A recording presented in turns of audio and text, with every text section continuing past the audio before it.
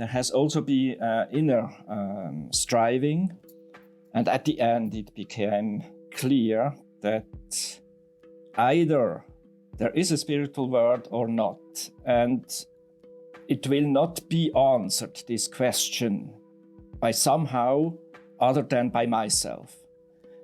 And to some extent, I came to the conclusion that I had to decide that there is a spiritual world, otherwise I will never encounter it. Yeah? So it's not that you can have this question all along and saying, I will wait when the spiritual world will show up. No, you have to say, okay, this hypothesis, I take it as given, and then I make my further steps. That was Ueli Hurter, and you're listening to The Regenerative Journey. From wherever we are, we acknowledge the traditional custodians of country throughout Australia, recognising their continuing connection to this land, its waterways, the stars in the skies since time immemorial. We pay our respects to the elders, knowledge holders, and to all the generations of First Nations peoples who have nurtured their unceded sovereign lands for over 80,000 years and continue to do so today.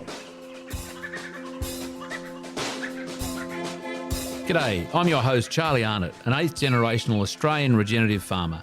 And in this podcast series, I'll be diving deep and exploring my guests' unique perspectives on the world so you can apply their experience and knowledge to cultivate your own transition to a more regenerative way of life.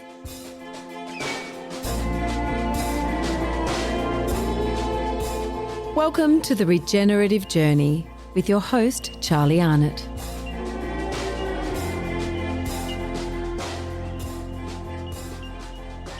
G'day, welcome back to The Regenerative Journey and welcome to the intro for my first virtual The Regenerative Journey podcast interview, celebrating 100 years of biodynamics in the world with Ueli Hurter, who is a biodynamic guru. He's a biodynamic rock star. He's going to be in the country pretty much a couple of days after you listen to this. I'm going to read this bit so I don't stumble over any of his credentials, but he's been the co-head of the agriculture section of the Goetheanum since 2010, currently sits on the executive board of the International Biodynamic Association. He's a native of Switzerland. He was actually in Switzerland when I interviewed him a couple of weeks ago now.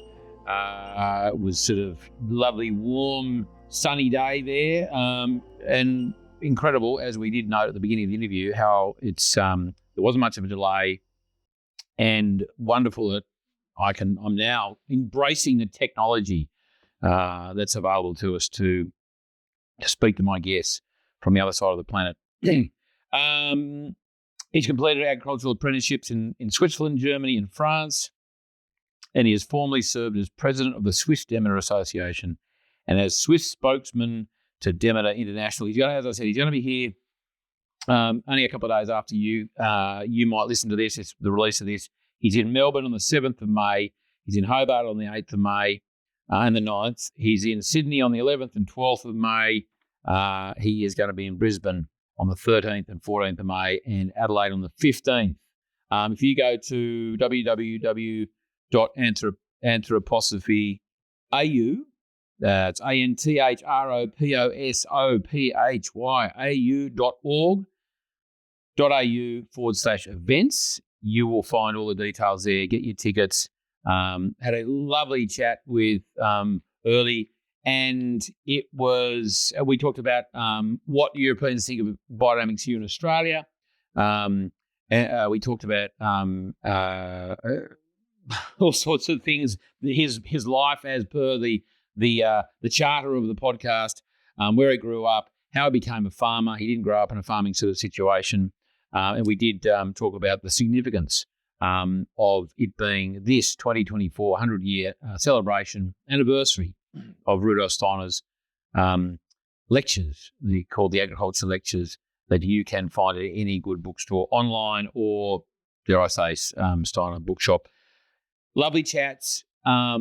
Had a few technical issues before we actually kicked it off. We managed to get through them, and I trust you enjoy this episode with Ueli Hurter as much as I did interviewing him for the Regenerative Journey.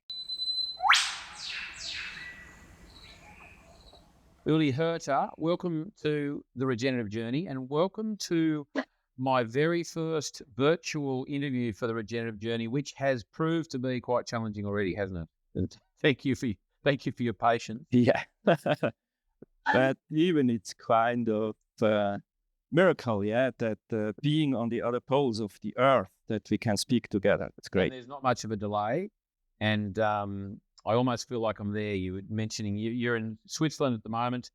It is heading into spring, and I was going to be over in Europe this bit later on this year, but we've changed a few plans, and I won't be. However, you are going to be out here in Australia very shortly. I will get to that, Ueli, but what I'd like to do is just sort of start with let's go straight to anthroposophy, because for those, to put things into context, before I sort of dig into your childhood and sort of how you got to somewhere where you are now,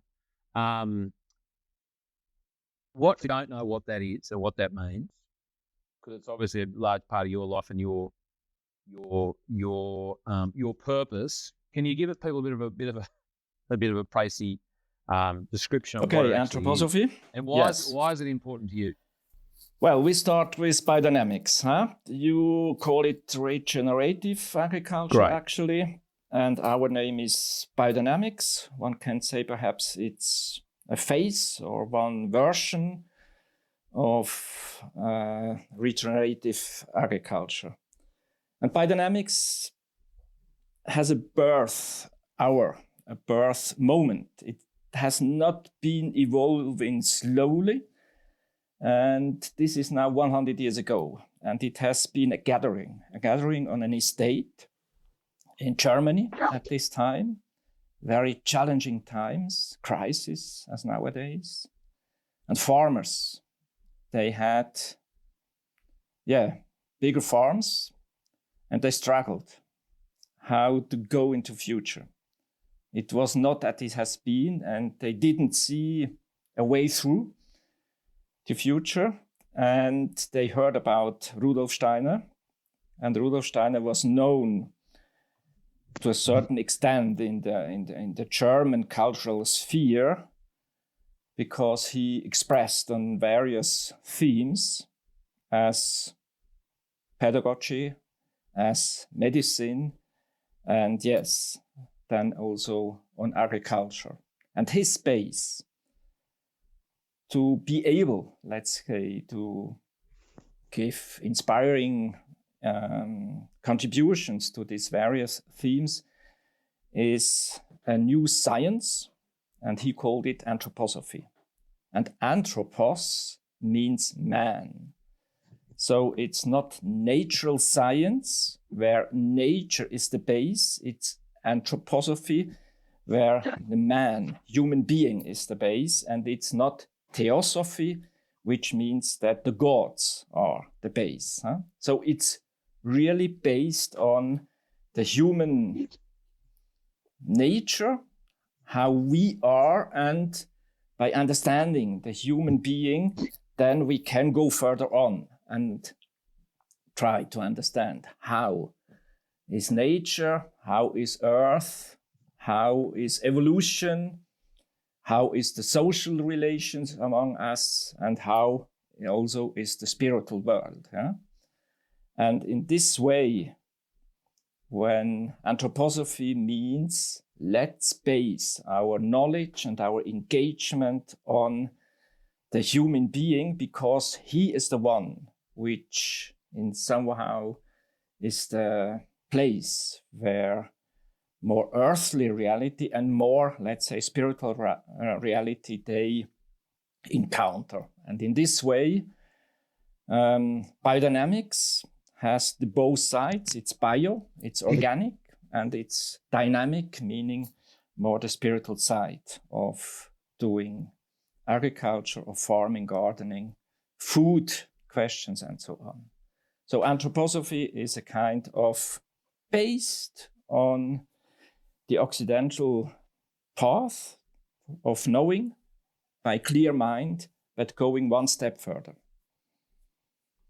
And this attracted me in my biography, searching for new horizons and for horizons which in some way I can relate with my thinking, and on the other hand, which opens doors in spaces and dimensions where the normal thinking has no access, meaning that, one has to train oneself then and to open up for new dimensions.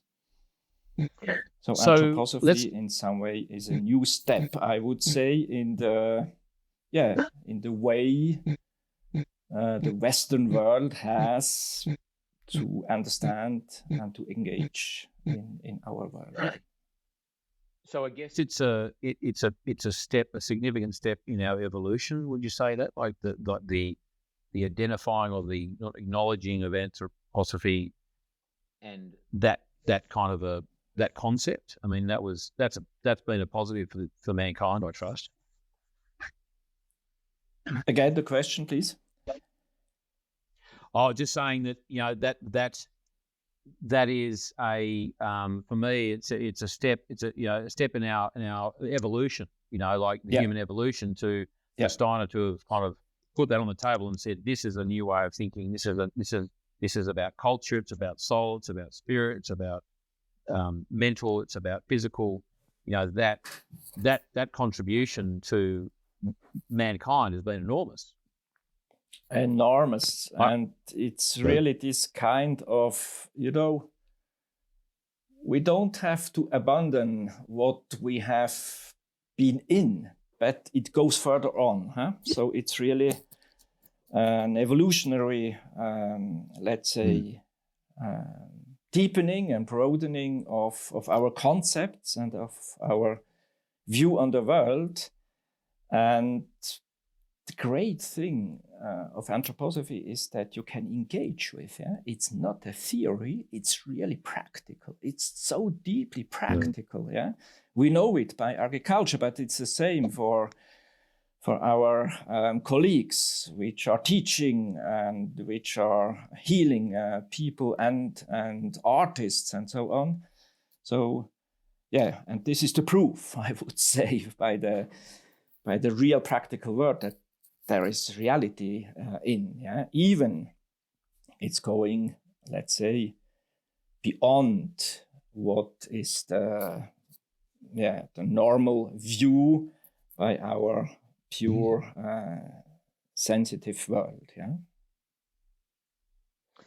Well, let's go back to your childhood, because I'm interested to sort of understand the foundational, you know,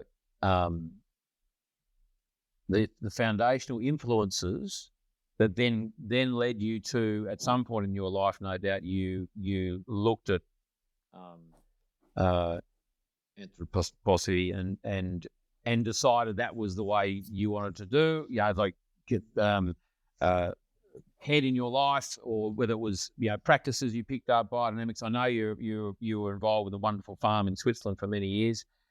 Did you grow up on a farm?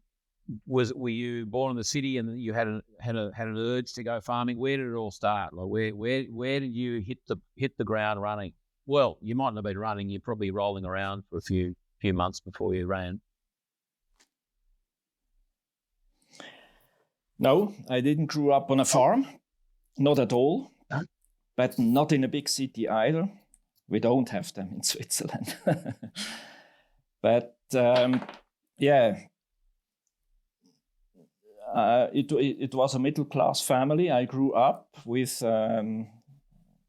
we have been 6 in the family. And already my parents, it was a very open-minded, let's say, atmosphere at home, searching for, let's say, new horizons. And in some way, I would say the basic value and orientation of the education of my parents has been that we as children can freely look for our way.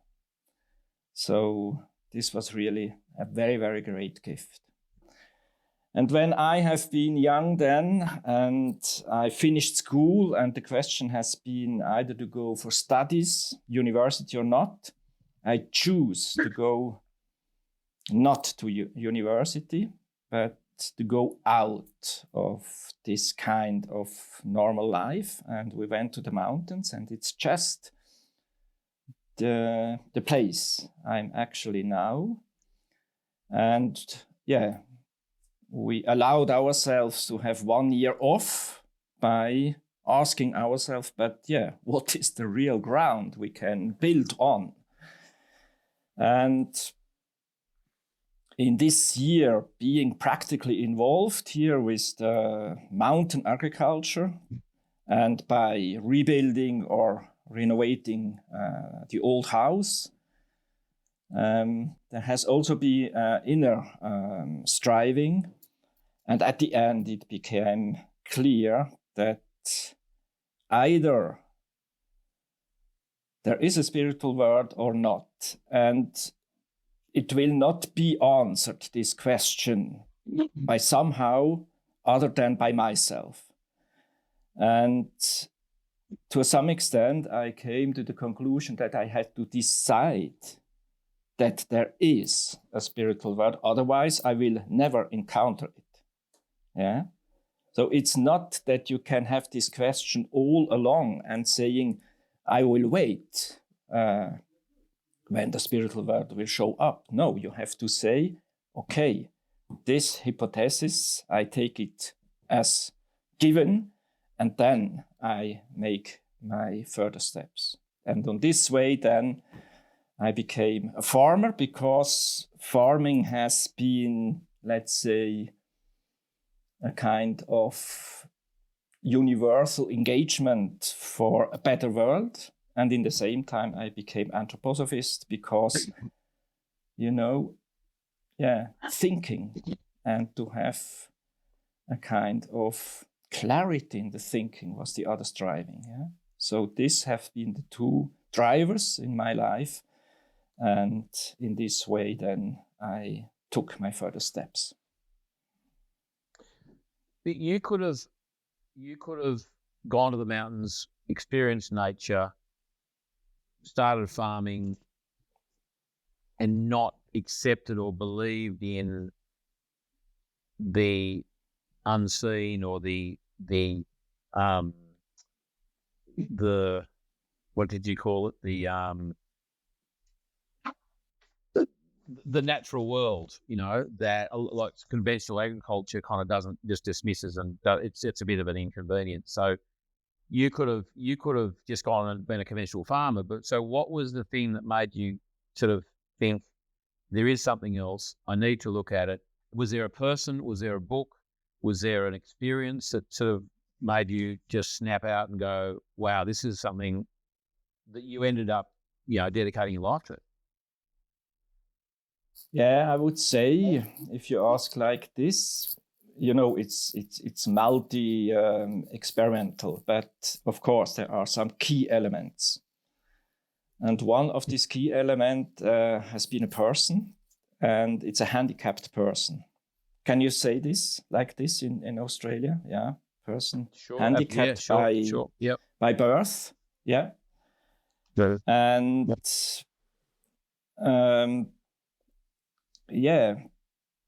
it has been the sister of my girlfriend at time, my wife actually. And so we have had access to this world of these handicapped people.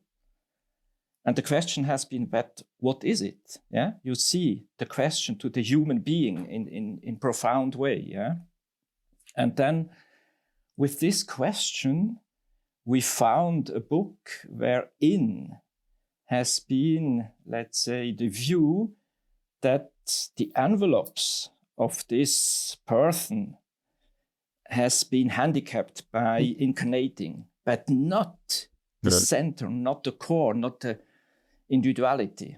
This is not handicapped. It's a full person, but when it took its shapes, her shape, by taking a body, by incarnating, something went in a special way, and so it came out like this.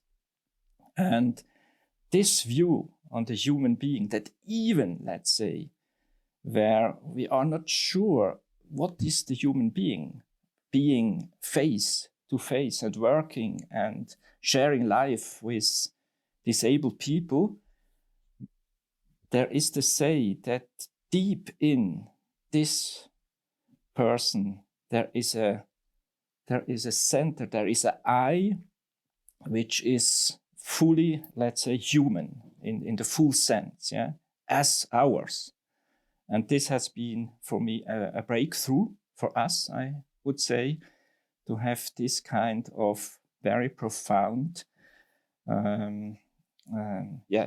view on the human being. And this book has been an anthroposophical book, and it has been a door opener to go further in this direction.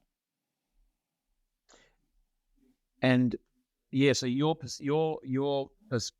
view on life, your perception, I guess, the lens with which you look at the world would be very different to most people who wouldn't have had that experience. You had some insight. Is that fair to say? Like that person's disability or their handicap actually was in some ways a gift to you, that you then it sent you down the path you're on now, which dare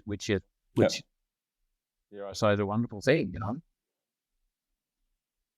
Yeah, really, I have to be so grateful to my destiny that conducted me like this. And yeah, this was not a hero, this person, yeah, it was an anti-hero in our, let's say, society, which is about performance and so on. But it was a bright person, always good mood and so on. So also easy in some way to relate to, and in this way to have a kind of possibility to encounter the human nature in a special, let's say, personality, but in a profound way. Yeah. And tell me, when did you first hear about Rudolf Steiner, or start reading his books, or start really diving deep into his life and his anthroposophy, and when did that sort of kick in? Was it when you were was somehow around time? me. Yeah, it was somehow around without that I really related to. And then after this year in the mountains, I took decision to make an apprenticeship in farming. And I visited organic farms and biodynamic farms. It was not clear. And the organic farm, it didn't work. These people has been, let's say, good farmers, but traditional farmers, and let's say motivated for organic, mostly in these times by a kind of deep Christianity, yeah. But this has been religious people in some way, yeah. Yes. And this was not possible for me. And then I also went to a biodynamic farm, and it was more or less chaotic on the practical farming side. But these people have been, striving for understanding life, nature, farming, and so on. And then I engaged there to do my apprenticeship. And my apprenticeship master, he was also a kind of philosopher, and it was not so far away from Dornach, where the Goetheanum is, and twice a week he went to a study group in the evening, and it was purely philosophical.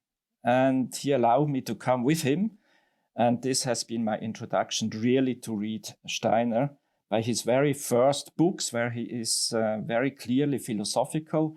And this, let's say, sharpness and coolness of well-shaped thinking, together with the working, the warm side of working in the days and And the studies in the evening, this has been for me, wonderful time.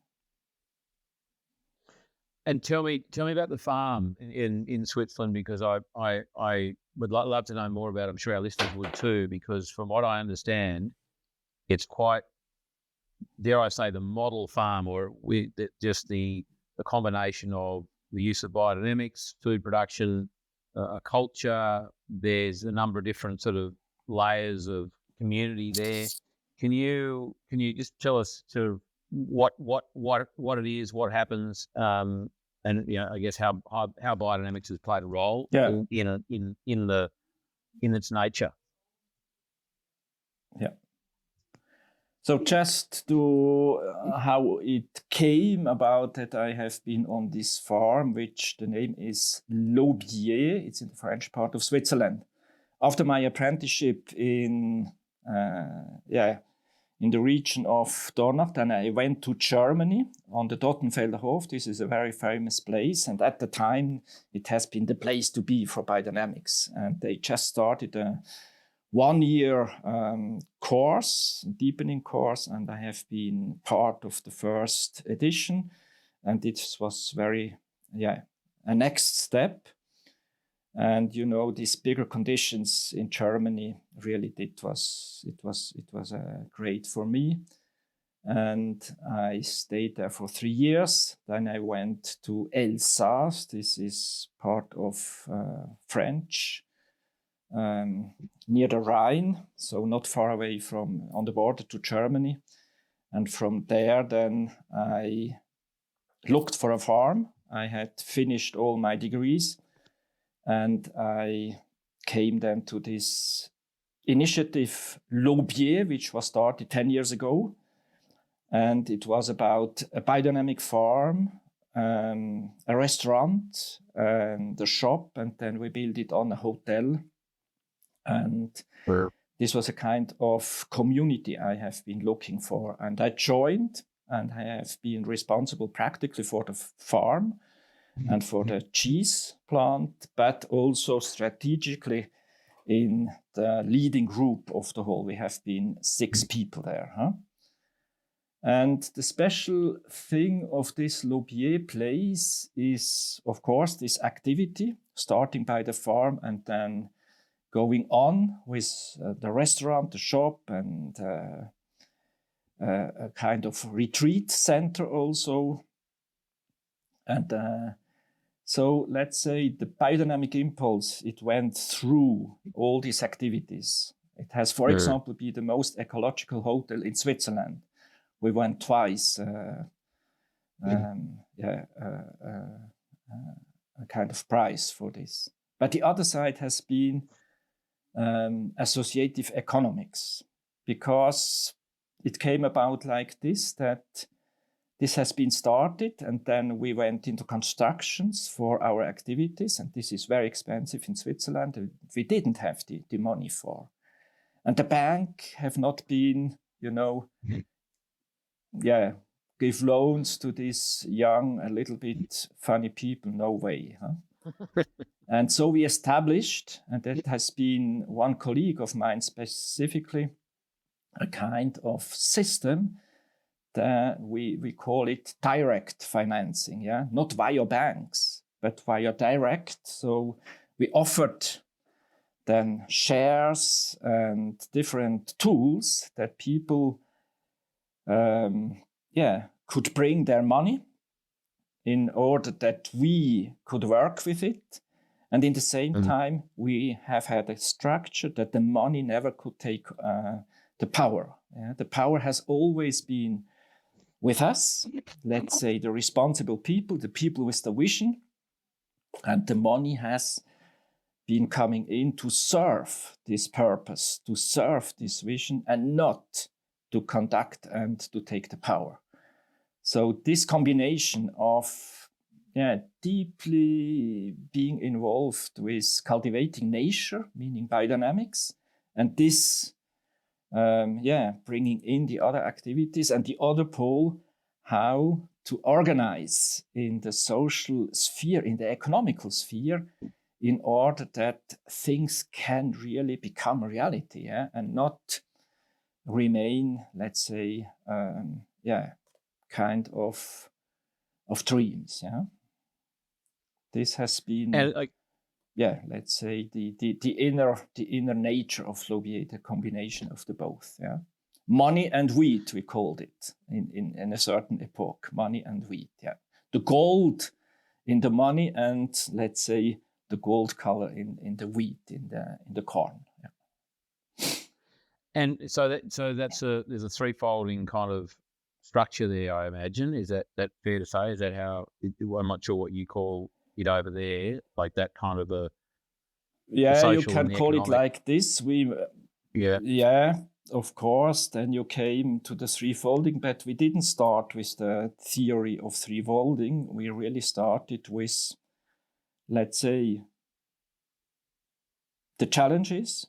No, let's say our initiatives. This brings it to challenges, and then we resolve the challenges. And by doing this, of course, we have been inspired by the ideas of Rudolf Steiner, and we have also always conducted anthroposophical study work. But it has been very near, let's say, to the practical work. Yeah. So mostly we understood what we did when we have already done it and we looked back. Yeah. You know this, huh? You are farmer too. We often understand what we have done when we look back. Yeah. The will goes ahead and not the brain. Yeah. Well, I mean, this is how the greatest lessons are learned. I just say that's where the greatest lessons are learned, aren't they? Like, you know. Yeah, absolutely. They're only a failure if you haven't learned something. You know, if you've learned something, then they're actually you gain something, and often it's the failures that, again, you have to look at what's the gift in this, and then really appreciate that if you hadn't had the failure, you wouldn't have had the challenge, you wouldn't have had to grow, had to develop, had to be innovative or whatever it is. And they really are gifts. So my farming career is full of, well, I won't say failures, I'll just call them learnings. These are the learnings, and this then you go your way step by step, but it's not driven by, let's say, a clear view to the future. It's more driven by a kind of general vision, and then you do the steps, and then you make your lessons learned, and in this way, it's the will quality of our which is engaged and which is going in front, and the understanding comes behind. And I think this is a wonderful way to do it. Tell me about the three soils. That's what I really enjoy. Like, hearing about your three soils concept. Can you kind of run us through those? I think it's great. I love the way you put that together. Yeah. Well, it's not a concept I have worked out in a profound way. It came up in a sharing with Jane and Michelle. They invited me to Australia and New Zealand, and all of a sudden it was in the room and I picked it up. So it's not a thing I'm turning around the globe with a concept already done. But in some way, it's, I would say, a kind of approach to the overall situation we are in. Yeah, we are in this. It shows as a kind of crisis. One can say challenges. One can say things we have to really tackle, and we have this ecological issue, crisis, and this is the ecological soil. Yeah, it's all about building soil fertility. I mean, this is the key to all, and we know via biodynamics that to do so, we have to involve the plant life and the animal life, and we have to shape an overall farm organism. Yeah, but this conducts then in deeper biodynamics. And then we have this social crisis. I mean, we don't know how to behave together in order to be capable to live together on this earth, neither in the different countries or regions or, let's say, branches, neither in the geopolitical sense. We are in a mess. We know all about, we are so connected, let's say, by all this internet technique, but it becomes worse and worse. And how can we build up a soil fertility in the social way? This is the second dimension. And one has really to have a clear look to it. And then we have also a kind of crisis in the meaning of our lives, of our societies. We have a kind of emptiness for many, many people, and a kind of isolation, and a kind of, not knowing where I am and what is my task. And this is the inner, let's say, soil also, where to overcome this kind of crisis, I think we have a spiritual and cultural issue all over the world, but specifically for each one. And the key, therefore, to work is not, let's say, other than to develop an inner culture, an inner soil. So these are the three soils. They are hands-on. I would say each one is in and can do something, and in the same time, they are kind of, the big challenges of our time. Let's stick with soil and biodynamics. How does Europe, a much older culture than our pretty young Australian culture, what does Europe, agriculture in Europe and the biodynamic world over there, view Australian biodynamics? We're quite pragmatic and practical people and resourceful, not to say that European farmers aren't, but how do you view us all over here? Can you formulate it again? What is? Yeah. How does the European biodynamic sort of world look at Australian biodynamics? We're very new, essentially. To agriculture, So and you'll be out here soon, so you'll get a big dose of us again soon. Yeah. Well, when I entered in the 80s in the biodynamic movement, we heard that the biggest area biodynamically farmed is in Australia. And this was a kind of, Australia was best. And this was, let's say, the engagement of Alex Podolinsky. And further on then, I met him, and we have then, connected to this personality, which has been very inspiring and great, let's say, by, for example, looking to soil and evolving, developing, inventing, let's say, a biodynamic approach which is really for improving soil fertility on this very dry and very extended areas. And in the same time, we also then realized that for the social soil, he was not so easy going. It was very difficult to come to an agreement with him, and at the end it was not even possible. When Demeter International has been founded, it has been sadly without Alex, and in this way without Australia. And this remained like this until now. There has been other associations in Australia Hamish and with other people. And it was always a kind of sadness from our side that, this very big, let's say,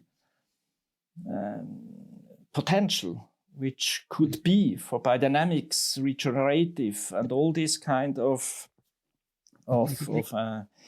healthy way to farm, that this has been a kind of disconnection. And in this way, I look to my coming to Australia to a kind of big potential. I would say the future can be in your hands, guys, in your hands, because you have the areas and you have this kind seems that when someone takes initiative, then there is perhaps less obstacles and less struggles than in our regions and in our societies. But seems that it's not easy to collaborate among different streams in your country, in your situation. And I hope this is a big and deep wish for me that my coming could perhaps help to see the others in a new light, and in the light of the 100 years of the agricultural course, because there has been only one, we have all the same roots. So let's join after 100 years also in the actual way to work and to really realize the potential which lies in your regions and in your way to do. So this is a little bit how I look from my side to the Australian situation, hoping that we can bring streams together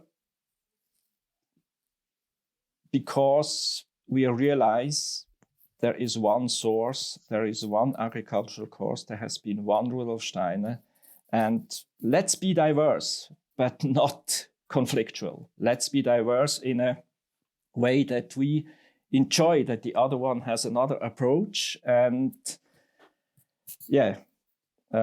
diversity, to be united in diversity. I would say this is a little bit what we are striving for in the worldwide biodynamic movement, and I hope that I can bring this spirit to Australia and that we can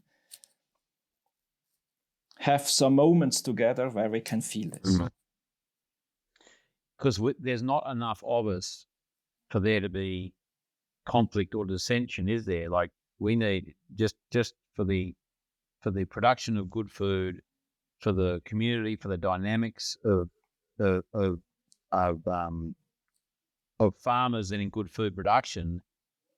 Like, there's not enough of us to be divided, is there? Like, we need to stick together. So I absolutely agree. I'm thrilled you're coming out. Let's talk about the tour. So you're doing quite a number of engagements in the east coast of Australia. So you're in Adelaide, I think Melbourne, Brisbane, Sydney. I think you're going to Tasmania. You sound like a rock star. I guess you are a bit of a biodynamic rock star. Is that fair to say, Ueli? They make me to be. Yeah. Are you comfortable with that? But the tour has absolutely been shaped by Mark and Jane, and I'm just following their tour, how they organized it, and I'm very happy that in this very short time I can be on these very different places, and I hope that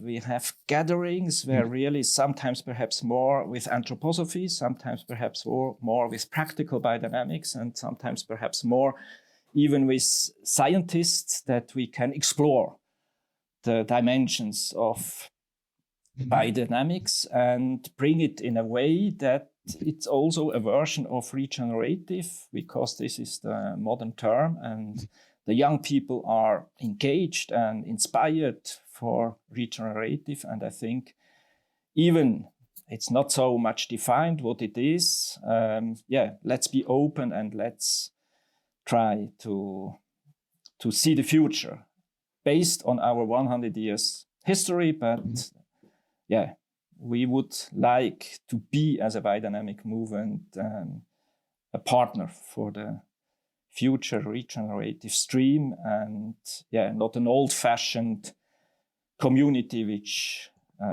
is closed in itself.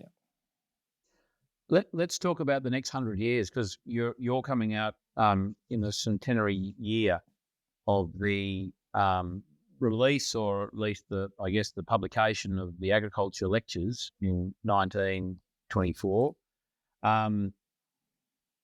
So that's quite a milestone. However, I'm also interested in what you think. What do we need to do in the next 100 years?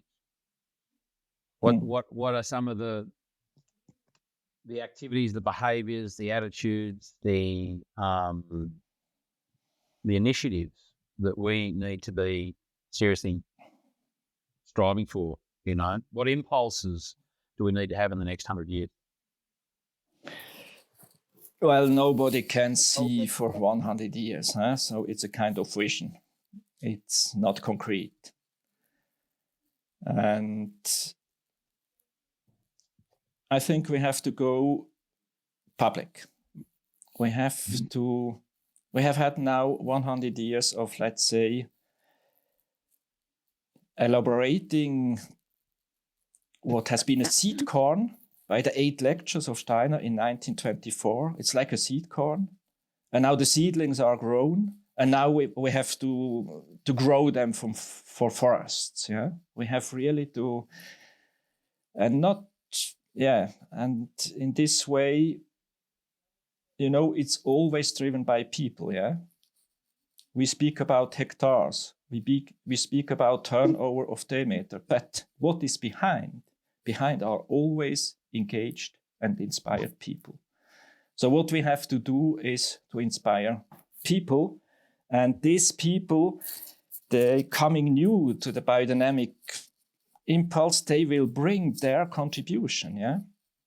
So let's try to speak and to do a work and to speak words which can be heard by the young people and by the people, let's say, who are perhaps by their social background, they have to do a big jump, to go in. So, for example, I'm engaged in Egypt. There is a wonderful initiative. It's called SECEM. And it has been founded by an Egyptian, but he has been for 20 years in Europe, has found anthroposophy, went back, and his vision has been to do something for this country. And this SECEM initiative grew, is really a lighthouse for many, many people. And now more and more Egyptian people, they take responsibility. Yeah? And we there give courses and we train the young people. And to train now the young Egyptian woman and young man, it's another world which we encounter. Yeah, they came from a Muslim background, they come from this kind of traditional family background, but it's up to them. Yeah, there are more than 100 billion people now in Egypt. They have desert, and just the Nile. And they have to invent a new agriculture for the Nile soils and for the desert soils. And it's up to them. But we can try to bring new ideas, biodynamic ideas to them, and then they have to go on in the next 100 years. So a vision is that, for example, Egypt becomes 100% of organic or biodynamic. And SECEM is working for this, and this is a biodynamic background. And this is a model. And we have some of these models also in Latin America. We have some in India. And in this way, I really hope that with the new destinal forces of the young people from all different countries, religions, and in different climates, we can make let's say, quite a substantial contribution in order that we can live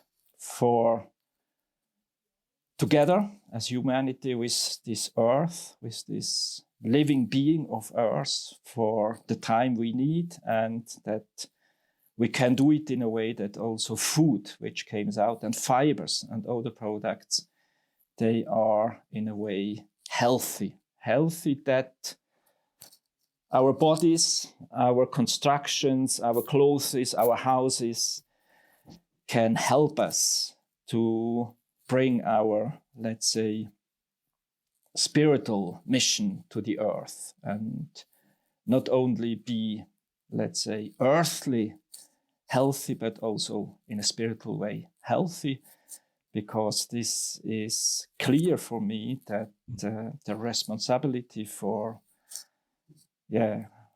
what's going on earth and even a little bit in heaven, it's on our side.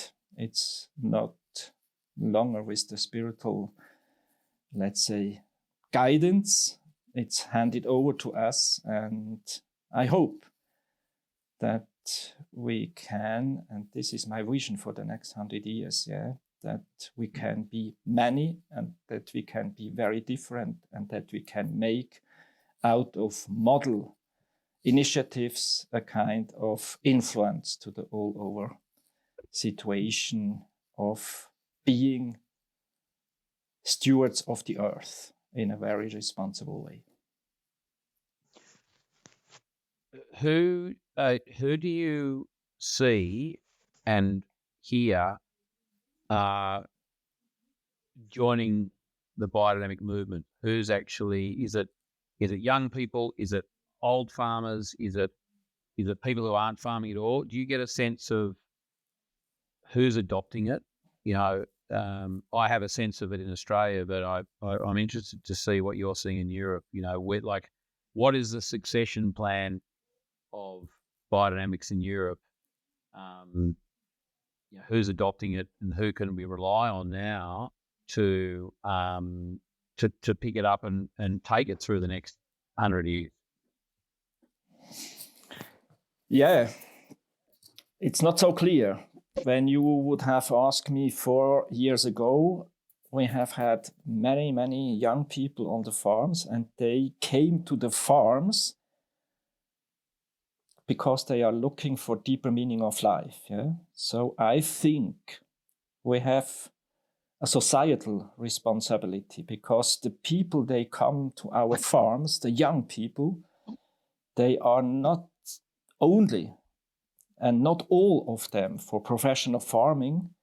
They are looking for a kind of basic orientation in their life, and they are attracted by our places which we farm. Now, the last 4 years with Corona, with the war we have in Ukraine, and now the new situation also in Israel and Palestine, things are shaked, and it's not so clear actually. And our training courses in Europe, they don't run so well as before. So we are just in an orientation phase, and frankly spoken, I'm not so clear actually how this will be done. Perhaps we have to go through a crisis, not sure, but could be, so that we don't have enough young people to go on with the farms we already have and to bring up new farms. It's just a situation actually where Europe is not knowing where to go. This is actually very deeply the atmosphere in Europe. How to shape the future, not clear, and it takes all branches and all levels of life actually. We have heavy protests of farmers in Berlin, in Paris, in all countries, even in Switzerland. they are going with their big tractors to the cities and blocking the traffic and so on. And when you ask them, but what is your request? They don't know. It's just, it can't go further on like this. And then it comes out that they need more financial support and so on. But this is not the base. Huh? So there is a profound, let's say, questioning of how to go in the future. And the farmers are just the ones who expressed it the most clearly, but other branches are affected too. So I would say actually question. And this is with our 100-year situation. So let's take it as a chance. Let's say we don't know, we have to search. Let's investigate and let's be open. What is calling to us? Yeah. And I guess Hamish Mackay pretty well, I understand, and you may know that Hamish and I teamed together to run. I have seen you have. Yeah. I was speaking with Hamish today, getting a bit of intel on you, Ueli. I was just going, tell me about this man. And he did, and Hamish in such a wonderful way. He did mention the concept of a movement. A movement has a lifespan, and 100 years in the life of a movement is one year. If we sort of translate that to the lifetime of a person, that's kind of where we're up to, which is fascinating. I think, so we are. That's kind of scary, but it's kind of exciting that we're at the beginning of the life of biodynamics, and at the same time, we are. Would it be fair to say we are vulnerable? We are dependent. We are a 2-year-old. Yeah. We're not. Well, we're only just one. What are your thoughts on that and Hamish's kind of concept? Well, it's probably not his concept, but certainly the way he expressed it. Yeah. I think I go in the same direction. 100 years is long because it's 4 generations. And at the same time, it's very short. Because for a new cultural impulse, I consider anthroposophy and biodynamics as a new impulse, really in the bigger sense. And 100 years is just short. We are just at the end of the starting phase, let's say like this. Huh? And we are not done. We are not evolved. We have, let's say the seed has came out and we have the first leaves and we have a kind of very, vulnerable situation. And it's not sure that we will overcome this very situation. And then is the question, okay, how can we deal with the situation when we see it like this? Yeah? And so we have to widen and to our perspective. And I would say here we come back with the 3 soils. We have to build up a soil in ourselves now, our generation. Yeah, I am 63. I mean, I have 10 years more, and then it's done more or less my active time. So I'm at the end even of my practical work. I can now help a little bit with networking and inspiring and so on. But we have to create a soil in the movement and in ourselves in a way to say the evolution goes through centuries. So let's be quiet even we have perhaps for a short time a crisis, and in the same time as a kind of polarity to this calmness, I would call it, to create an even deeper engagement, knowing that nothing will come by itself. It really has to be taken by some group of peoples in the very countries in order that it goes the next step, because 100 years is a threshold.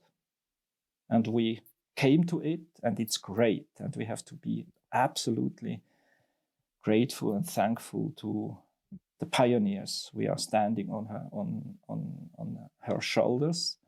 And in the same times, it's like a second starting point. It's up to us to be again pioneers and to bring it one step further. And in this sense, be calm, because it's more than one lifetime a cultural impulse needs to really establish.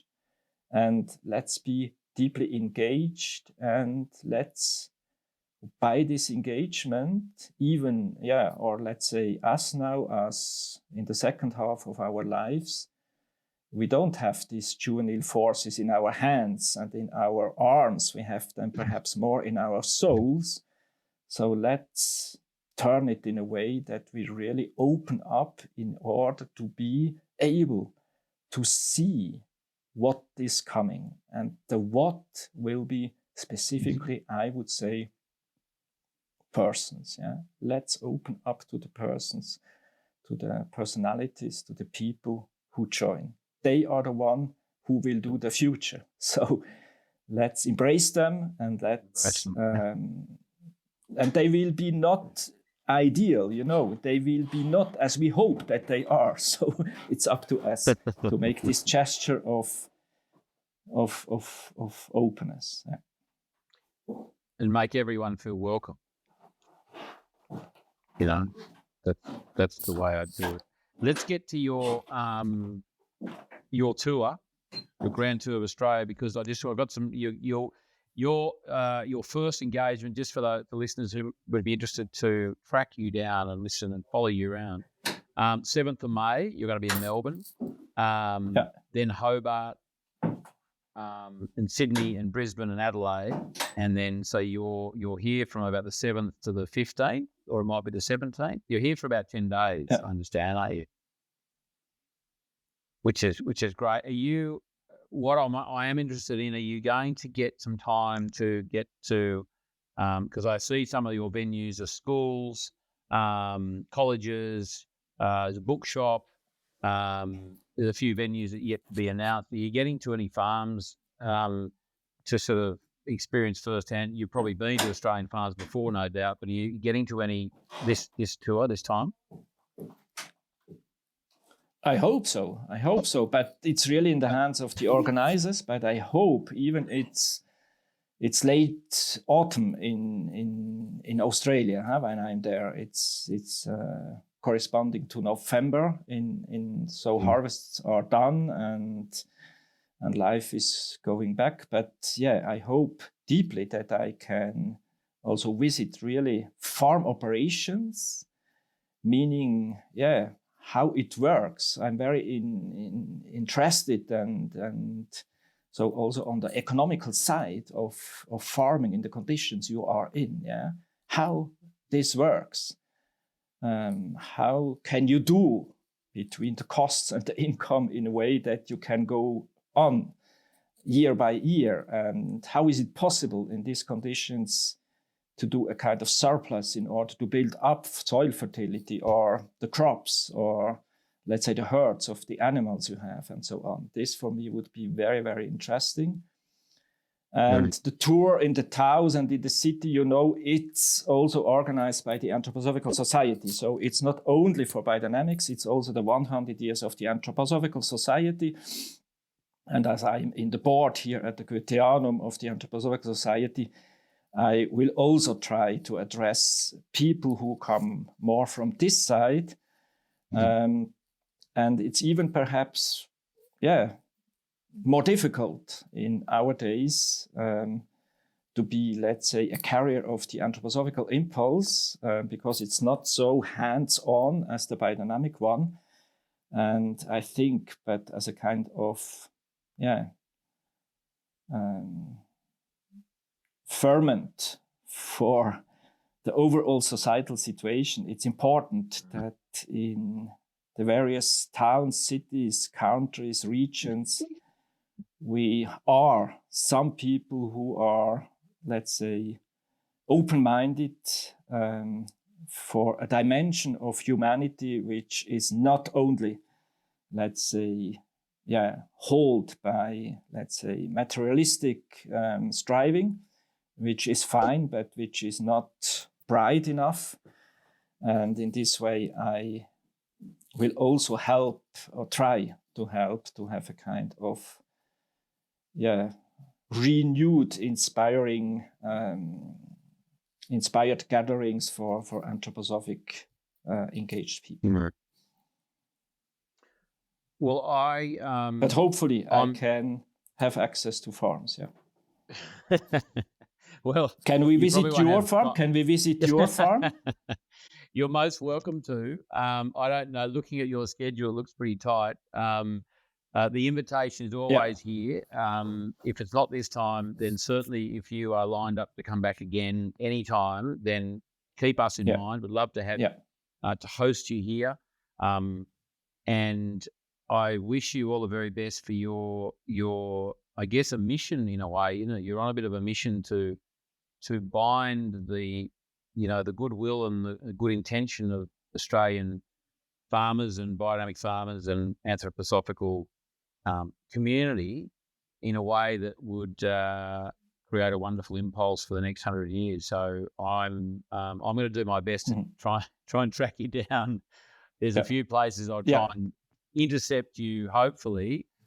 Really appreciate your time. I'm conscious that we did start a bit late. I did just want to give a plug for Hamish, who, as I said, well. We do a lot of work together. I always learn something from him every time we run a workshop.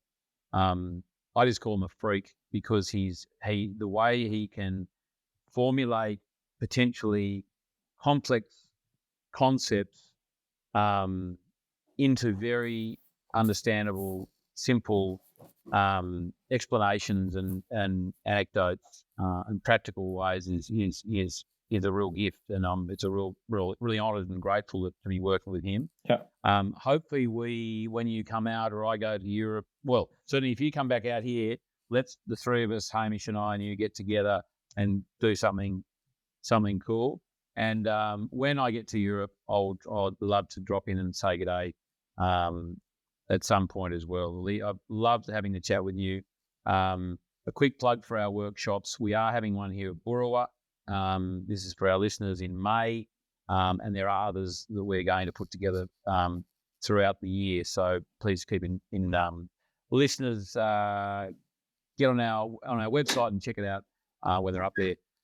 I'm conscious that it's now 10:15 in Switzerland. You have a lovely spring to go and enjoy, no doubt. There's the ice melted on the mountains. When does the ice sort of disappear?